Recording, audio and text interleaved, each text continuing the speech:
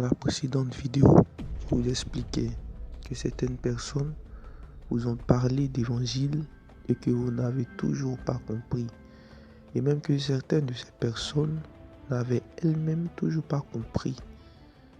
Mais qu'en fait, l'évangile annoncé par Jésus parle parmi ces multiples thèmes d'évolution de l'espèce humaine, une évolution qui n'est pas de sélection naturelle, mais plutôt contrôlée. C'est-à-dire que vous pourrez acquérir des facultés et capacités particulières qui vous aideront à aller très vite dans vos activités, dans la manière de résoudre vos problèmes. Vous serez désormais surdoué et certaines choses deviendront évidentes pour vous, alors que pour d'autres, elles sont une montagne à construire. Voici dans la précédente vidéo, suivez le lien qui s'affiche. Je ne suis pas venu vous annoncer quelque chose d'abstrait, mais des méthodes bien concrètes et expérimentées, soit par moi, soit par d'autres personnes qui peuvent en témoigner. Je suis venu rendre accessible à tous des vérités utiles à l'humanité qui devaient être connues de tous. Par ailleurs, en regardant mes vidéos, vous apprendrez quelques éléments de développement personnel qui feront de vous quelqu'un de meilleur, avec des exercices simples pour pouvoir acquérir de nouvelles capacités sans de grands efforts. C'est aussi un début d'évolution. J'en profite pour féliciter et adresser mes remerciements à toutes ces personnes qui ont écrit à prédicateurdaniel@gmail.com ou ont laissé des commentaires sur ma page Facebook Prédicateur itinérant pour faire part de leur expérience.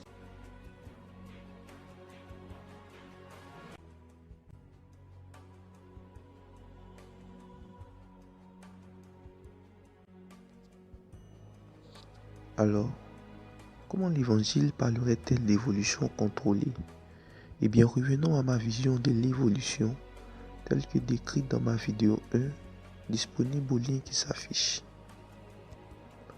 Pour moi, l'évolution est l'acquisition de capacités correspondant le mieux aux nouvelles contraintes de l'environnement.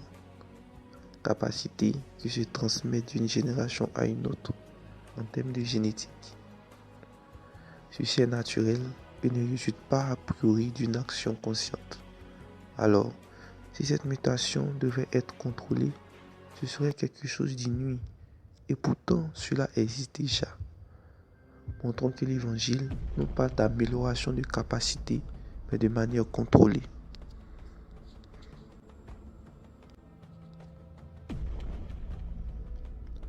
À ce niveau, je vous dirais de mettre la vidéo en pause et de vous poser la question. Ai-je vraiment envie de voir autre chose que ce que j'ai déjà comme préjugé? Un savant philosophe, René Descartes, a révolutionné le processus de réflexion par le doute méthodique.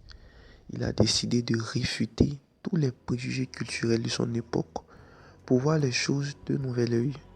Il a tout remis en doute afin d'y réanalyser et au cours de cette expérience, il a remarqué entre autres que la première certitude irréfutable était la conscience de son existence, la conscience du soi, ce qui est illustré par la célèbre phrase « cogito ergo sum » qui veut dire « je pense donc je suis ». Si vous avez envie de faire comme René Descartes et voir autre chose que ce qui vous a été culturellement inculqué, alors continuez la vidéo. Mais si c'est le contraire, alors ce n'est pas fait pour vous, ou ce n'est pas encore le moment, alors arrêtez là. Je vous remercie et j'espère que le peu que vous avez appris vous a permis d'améliorer certaines choses en vous.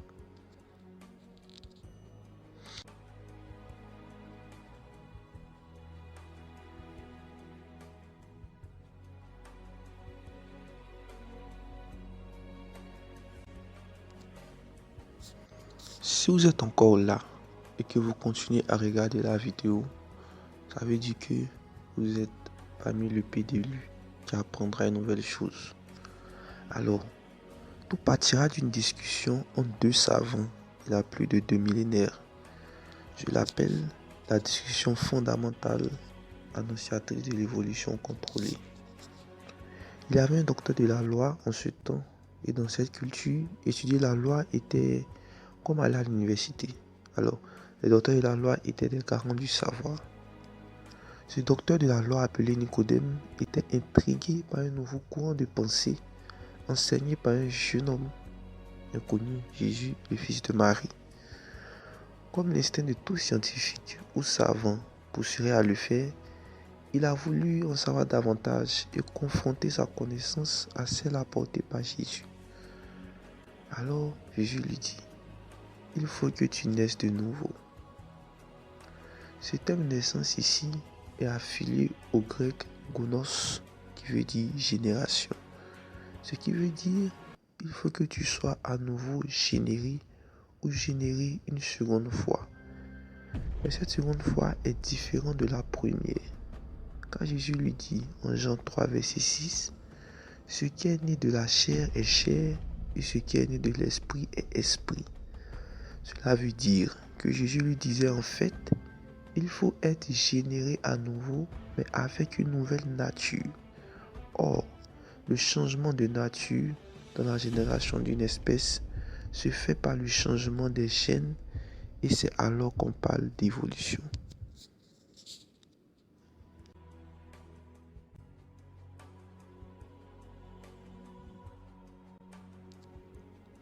Ah oui, j'ai fait sortir le fameux mot gène.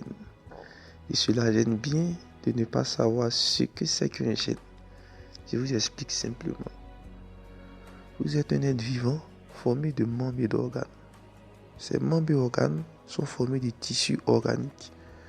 Ces tissus sont formés de cellules et ces cellules ont un noyau qui contient toute l'information vitale qui définit vos caractères. Couleur de peau, tempérament, aptitudes physiques originelles, etc. Et ce noyau qui contient ces informations qui vous définissent est formé d'un nombre défini d'éléments appelés chromosomes et ce nombre est constant. Chez l'homme, il y en a 46. Ces chromosomes qui forment votre noyau cellulaire apportent une unité appelée gène. Sur ces chromosomes, je vous explique, il y a une unité qu'on appelle le gène et c'est elle en fait qui porte toutes ces informations qui vous définissent. Ainsi, si votre gène est modifié, vos caractères le sont, vos aptitudes le sont, votre nature peut être changée, votre espèce peut être changée.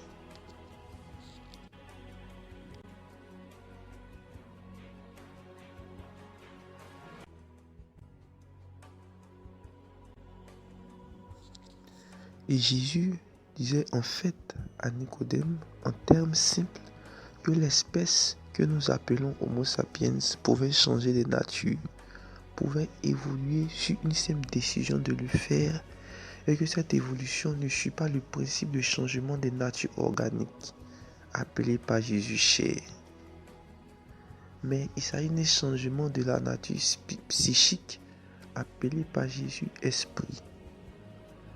À la suite de le maître, les disciples de Jésus enseigneront les mêmes choses. Paul parlera de transformation en disant, en Romains 12, verset 2, « Soyez transformés par le renouvellement de l'intelligence. » Il se focalisera sur l'évolution basée sur la nature psychique, c'est-à-dire l'esprit. Il dira alors en 2 Corinthiens 3, verset 5 à 6, « Notre capacité au contraire vient de Dieu.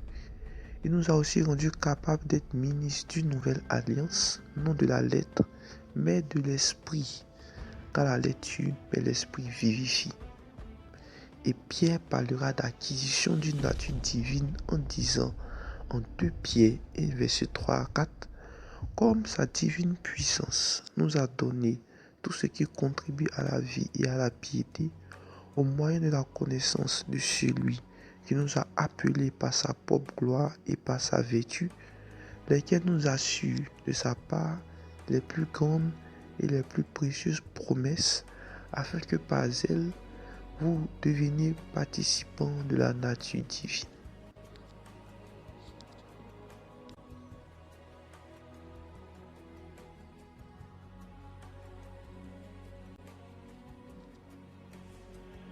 Ainsi, de la même manière que l'on pense que les Homo erectus ont évolué en Homo sapiens, alors les Homo sapiens peuvent évoluer en donnant naissance à des êtres au psychisme supérieur, des êtres au caractère amélioré au niveau psychique, des êtres avec un esprit supérieur assimilé à une nature divine. Le mot n'est pas nouveau dans les écrits bibliques. Il a été utilisé par le roi babylonien Nabucodonosor pour qualifier les aptitudes psychiques de Daniel, un homme politique aux capacités extraordinaires qui a gouverné l'empire babylonien puis perse. L'esprit de Daniel a été jugé supérieur, si supérieur qu'il a été assimilé à un esprit divin qu'a qualifié d'esprit des dieux saints. En vérité, Daniel n'était rien de plus qu'un homme qui avait expérimenté les prémices de l'évolution contrôlée des siècles avant la discussion entre Jésus et Nicodème.